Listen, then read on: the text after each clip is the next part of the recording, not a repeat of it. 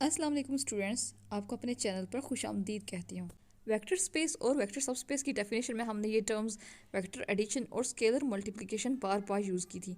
आज हम देखेंगे कि ज्योमेट्रिकली वेक्टर एडिशन और स्केलर मल्टीप्लिकेशन क्या है।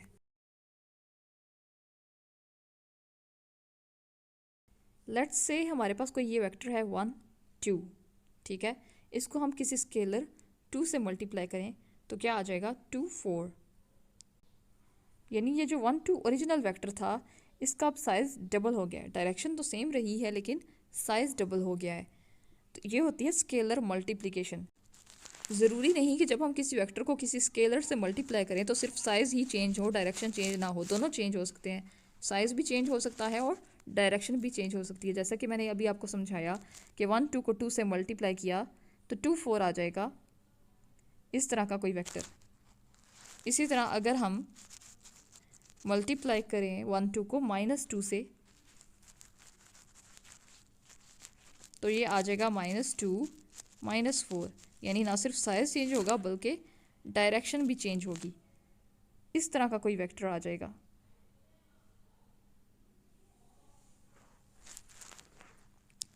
इसी तरह अगर हम -1 से मल्टीप्लाई करें 1 2 को तो ये आ जाएगा -1 -2। अब सिर्फ डायरेक्शन चेंज होगी, साइज चेंज नहीं होगा। इसी तरह अगर हम इस वेक्टर 2 4 में कोई वेक्टर ऐड करें 2 -4 तो वेक्टर आ जाएगा हमारे पास 4 0। और वो कहाँ लाई करेगा? एक्स एक्सिस पे, क्योंकि वाई कंपोनेंट 0 है, यहाँ पे कहीं लाई करेगा। यानी जब हमने इन दो वेक्टर्स को ऐड किया तो कौन सा वेक्टर आ गया? ये वाला। इसी तरह अगर हम इस वेक्टर 4 0 में ये वेक्टर -4 3 ऐड करें तो क्या वेक्टर आ जाएगा? 0 3। यानी एक वेक्टर हमने लिया एक्स एक्सिस से और एक वेक्टर लिया हमने सेकंड क्वाड्रेंट से। जब इन दोनों को ऐड किया तो ऐसा वेक्टर आया जो वाई एक्सिस पे लाई कर रहा है। ये तो हो गया वेक्टर एडिशन और स्केलर मल्टीप्लिकेशन का ज्योमेट्रिक व्यू। अब हम देखेंगे कि लीनियर कॉम्बिनेशन क्या होता है। हमने देखा था कि ये जो बड़ा वेक्टर है ये आया है छोटे वेक्टर को 2 से मल्टीप्लाई करके। यानी बड़ा वेक्टर 1 2 4 1 2 का है लीनियर कॉम्बिनेशन, क्योंकि इसको हमने वेक्टर को स्केलर से मल्टीप्लाई किया तो ये वाला वेक्टर आया। यानी हम कह सकते हैं कि ये बड़ा वेक्टर छोटे वेक्टर का लीनियर कॉम्बिनेशन है। इसी तरह ये वाला वेक्टर ग्रीन वाले वेक्टर्स का लीनियर कॉम्बिनेशन है, क्योंकि ग्रीन वाले वेक्टर्स को प्लस करके रेड वाला वेक्टर आया है। और यहाँ पे ब्लू वेक्टर रेड वाले दो वेक्टर्स को प्लस करके आ रहा है, इसलिए हम कह सकते हैं कि ब्लू वेक्टर रेड वाले दो वेक्टर्स का लीनियर कॉम्बिनेशन है।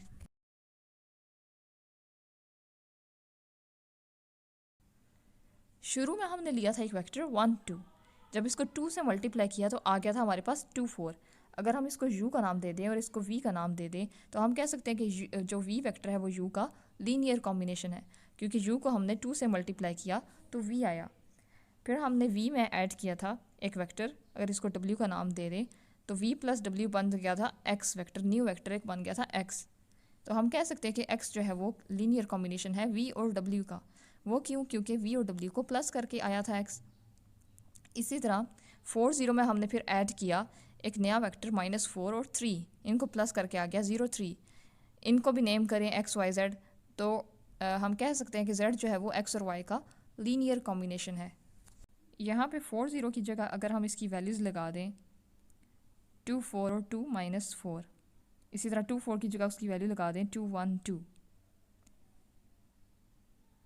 इस इक्वेशन में, यानी यहाँ पे ये आ जाएगा 2 1 2 प्लस 2 -4 प्लस -4 3 ऐसे ही और 0 3 आ जाएगा ये। तो ये हमने लिया था, इसको नाम दिया था u का, इसको नाम दिया था हमने w का, इसको नाम दिया था हमने y का। तो इनको प्लस करके आ गया z। यानी हम कह सकते हैं कि z जो है वो u w और y का लीनियर कॉम्बिनेशन है। इसको हमने दो तरह से लीनियर कॉम्बिनेशन में लिखा, x प्लस वाई की तरह से और 2u plus w plus y की फॉर्म में। यानी इसका मतलब क्या हुआ कि एक ही वेक्टर को हम 2 या 3 या इससे ज़्यादा तरह के लीनियर कॉम्बिनेशंस में लिख सकते हैं। जब हम कहते हैं कि एक वेक्टर दूसरे वेक्टर का लीनियर कॉम्बिनेशन है तो इसका असल में मतलब क्या होता है? इसका मतलब ये होता है कि कम से कम एक वेक्टर और एक स्केलर ऐसा एग्जिस्ट करता है जिससे हम लीनियर कॉम्बिनेशन बना सकते हैं, जिससे हम नया वेक्टर कंस्ट्रक्ट कर सकते हैं। ठीक है, कम से कम एक वेक्टर और एक स्केलर, एक से ज़्यादा वेक्टर्स और एक से ज़्यादा स्केलर्स भी हो सकते हैं।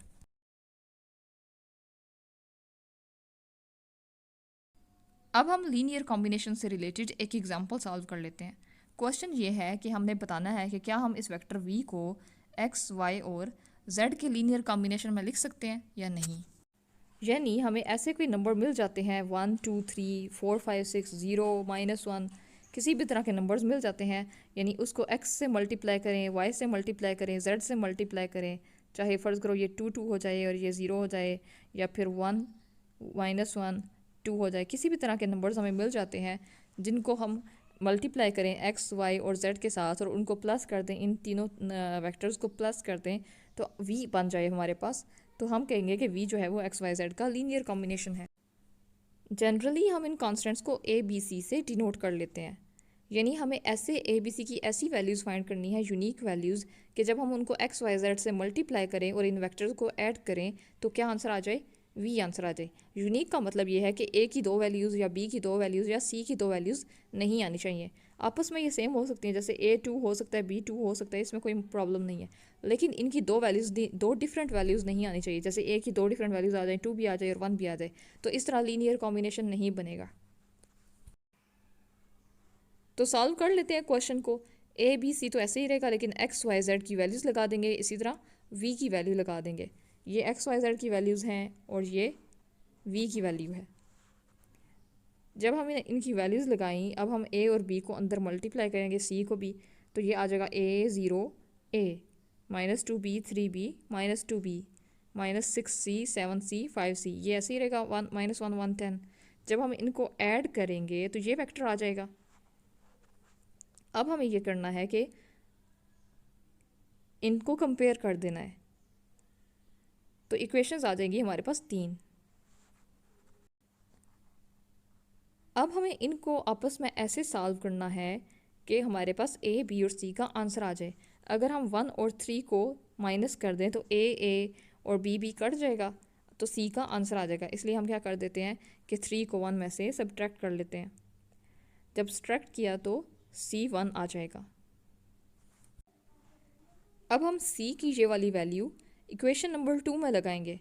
जब इक्वेशन नंबर 2 में लगाएंगे तो b आ जाएगा हमारे पास -2 के इक्वल। अब जब कि हमारे पास b और c की वैल्यूज़ आ चुकी हैं तो 1 में या 3 में पुट करके a की वैल्यू निकाल लेंगे। 1 में पुट कर लेते हैं b और c की वैल्यू को। b और c की वैल्यू इक्वेशन नंबर 1 में लगाने से हमारे पास a की वैल्यू आ जाएगी 1। अब हम देखेंगे कि ये जो a, b और c की वैल्यूज़ हमारे पास आई हैं, क्या ये वैल्यूज़ यूनिक हैं। यानी अगर हम इन वैल्यूज़ a = 1, b = -2, c = 1 को ओरिजिनल इक्वेशंस में पुट करें तो ये सेटिस्फाई होती है। यानी जब हम a की जगह 1 लगाएंगे, b की जगह -2 लगाएंगे और c की जगह 1 लगाएंगे तो ये बन जाएगा 1 + 4 -6, 5 - 6 -1 आ जाएगा। ये वाली सेटिस्फाई हो गई है। इसी तरह अगर हम इसमें b की वैल्यू लगाएं -2 और c की वैल्यू 1 लगाएं तो ये आ जाएगा -6 + 7, फिर से 1 आ जाएगा, जो ये वाली इक्वेशन भी सेटिस्फाई हो गई है। इसी तरह अगर हम थर्ड इक्वेशन में a की वैल्यू 1, b की -2 और c की +1 लगाएं तो ये आ जाएगा 1 + 4 + 5, तो 1 + 4 5, 5 + 5 10, ये भी सेटिस्फाई हो रही है। इसका मतलब है कि a, b, c की वैल्यूज़ हमारे पास यूनिक आई हैं जो कि तीनों इक्वेशंस को सेटिस्फाई कर रही हैं। यानी v जो है वो x, y, z का लीनियर कॉम्बिनेशन है। अब क्योंकि हमें a, b, c की यूनिक वैल्यूज़ मिल चुकी हैं, इसलिए हम v को x, y, z के लीनियर कॉम्बिनेशन में लिख सकते हैं, इस फॉर्म में x - 2y + z की फॉर्म में।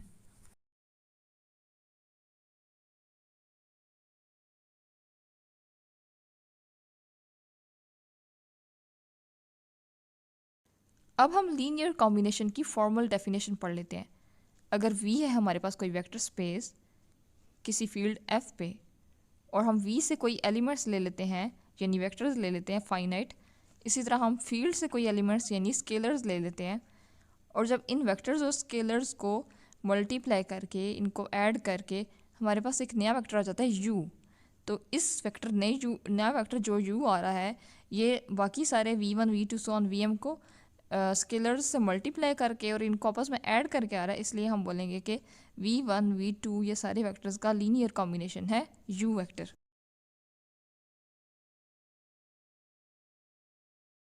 अब हम एग्जांपल नंबर 2 सॉल्व कर लेते हैं। बताना हमने ये है कि क्या हम इस वेक्टर को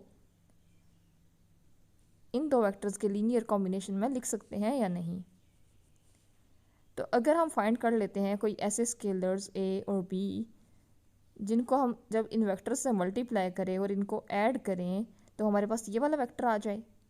अगर ऐसे a और b हमें मिल जाते हैं और वो यूनिक वैल्यूज़ होती हैं तो हम कहेंगे कि ये वाला वेक्टर इन दो वेक्टर्स के लीनियर कॉम्बिनेशन में लिखा जा सकता है। तो इसको इस फॉर्म में लिख लेंगे। अब हमें इनको सॉल्व करना है और a और b की वैल्यूज़ निकालनी है। a और b को अंदर मल्टीप्लाई करने के बाद इनको ऐड कर लेंगे। पहले कंपोनेंट को a से मल्टीप्लाई करेंगे तो a आ जाएगा और b से मल्टीप्लाई करेंगे तो आ जाएगा -2b। a -2b ऐड करने पे आ जाएगा। इसी तरह a को सेकंड कंपोनेंट से मल्टीप्लाई करेंगे -2a आएगा। b को सेकंड कंपोनेंट से मल्टीप्लाई करेंगे -b आएगा। इनको ऐड करने पे आ जाएगा -2a -b। थर्ड कंपोनेंट को a से मल्टीप्लाई करेंगे तो आ जाएगा a आ जाएगा। इसी तरह थर्ड कंपोनेंट को b से मल्टीप्लाई करने पे b आ जाएगा और a + b ऐड करने के बाद आ जाएगा। अब हम इन वैल्यूज़ को कंपेयर कर लेंगे। a -2b को 3 के इक्वल रखना है, -2a -b को 4 के इक्वल रखना है, a + b को 1 के इक्वल रखना है। जब इनको कंपेयर कर लेंगे इक्वेशन 3 आ जाएंगी। यहाँ से हमें निकालनी है a और b की वैल्यूज़। इन इक्वेशंस को सॉल्व करेंगे जब, यानी सेकंड और थर्ड को ऐड करेंगे तो b और b कट जाएगा और आंसर आ जाएगा a का -5। अब हम a और b की ये वाली वैल्यूज़ ओरिजिनल इक्वेशंस में पुट करके चेक कर लेते हैं। जैसे पिछले क्वेश्चन में किया था, उसमें तीनों इक्वेशंस सेटिस्फाई हो गई थी क्योंकि उसमें यूनिक वैल्यू थी b की और a की और c की भी।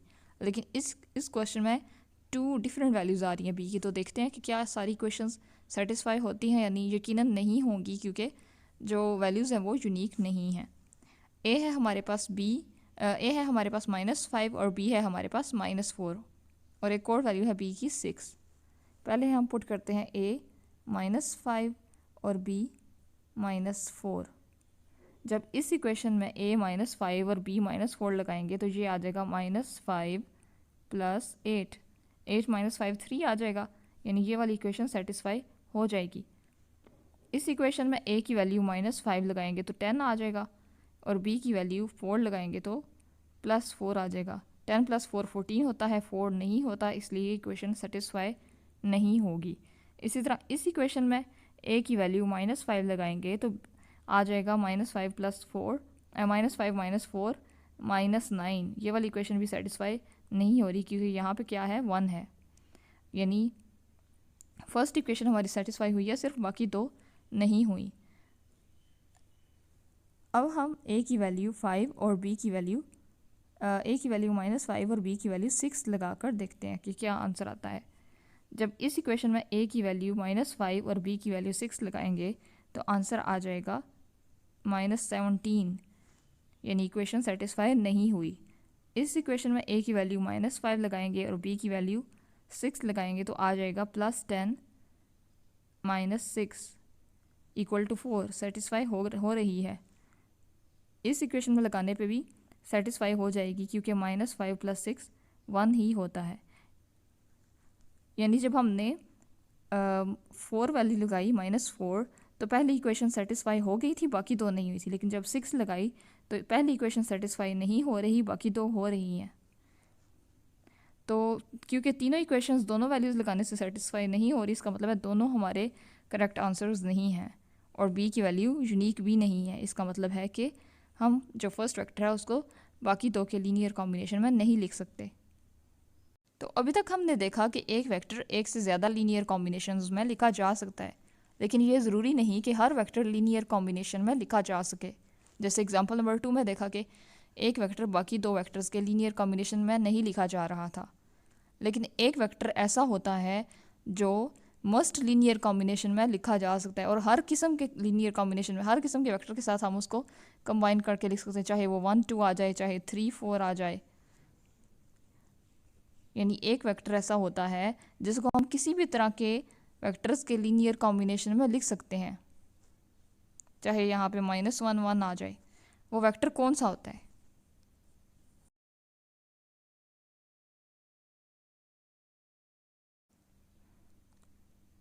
वो वेक्टर होता है ज़ीरो वेक्टर, क्योंकि हमें ज़ीरो वेक्टर के लिए ऐसे स्केलर्स मिल जाते हैं 0 0, जिसको हम किसी भी वेक्टर से मल्टीप्लाई करें आंसर ज़ीरो ही आएगा और एंड में उनको प्लस करके ज़ीरो ही बनेगा। इसलिए ज़ीरो वेक्टर चाहे वो 2 डायमेंशन में हो चाहे वो 3 डायमेंशन में हो, हम ज़ीरो वेक्टर को किसी भी तरह के वेक्टर्स के लीनियर कॉम्बिनेशन में लिख सकते हैं, क्योंकि इसके लिए हमें स्केलर्स ऐसे मिल जाते हैं जिनको मल्टीप्लाई करके, यानी स्केलर्स ज़ीरो मिल जाते हैं जिनको ज़ीरो से, जिन वेक्टर्स को ज़ीरो से मल्टीप्लाई करके हमारे पास आंसर क्या आ जाता है? ज़ीरो वेक्टर आ जाता है। जनरली इसको ज़ीरो वेक्टर को इस तरह लिखते हैं, यानी इसका लीनियर कॉम्बिनेशन ऐसे बनेगा। वेक्टर्स कोई भी हो सकते हैं, u1 u2 so on um, लेकिन स्केलर्स हो जाएंगे 0 0 0। ऐसे लीनियर कॉम्बिनेशन को बोलते हैं ट्रिवियल लीनियर कॉम्बिनेशन, क्योंकि ये हर तरह के वेक्टर्स के लिए ट्रू है। किसी भी तरह के non empty subset of vectors के लिए ट्रू है।